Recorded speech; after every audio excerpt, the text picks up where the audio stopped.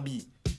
29 cm, 205 grammes, des mensurations de rêve pour la poupée la plus vendue au monde.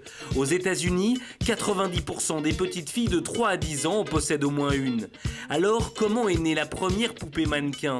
Quels sont les secrets de son incroyable réussite? Pour la première fois, nous avons été autorisés à pénétrer dans le Design Center de Los Angeles, là où sont créées les futures idoles de nos chères têtes blondes. Enquête au cœur du rêve américain.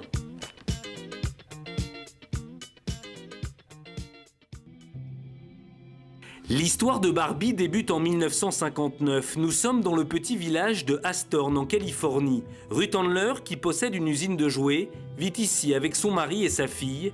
Et voici comment tout a commencé.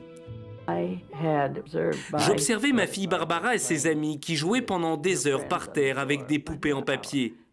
Et je me suis dit, il faut absolument que j'invente une poupée qui ait une véritable apparence humaine. Une idée qui va révolutionner la vie de centaines de millions d'enfants. Barbie vient de naître, l'histoire est en marche.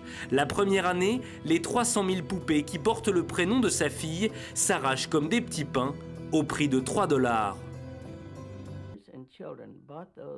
Les mamans et leurs petites filles se sont ruées sur nos nouvelles poupées. En très peu de temps, c'est devenu un énorme succès.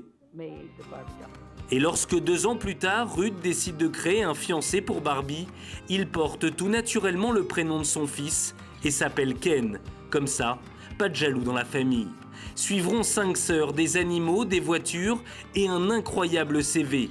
À ses débuts, skieuse ou hôtesse de l'air, elle est même devenue championne de Formule 1. En tout, plus de 108 métiers à son actif. Et ce n'est pas tout. À partir de 1980, Barbie commence à être déclinée dans plus de 40 nationalités. 50 ans plus tard, cette poupée de 1959 est devenue culte, et pas seulement pour les petites filles.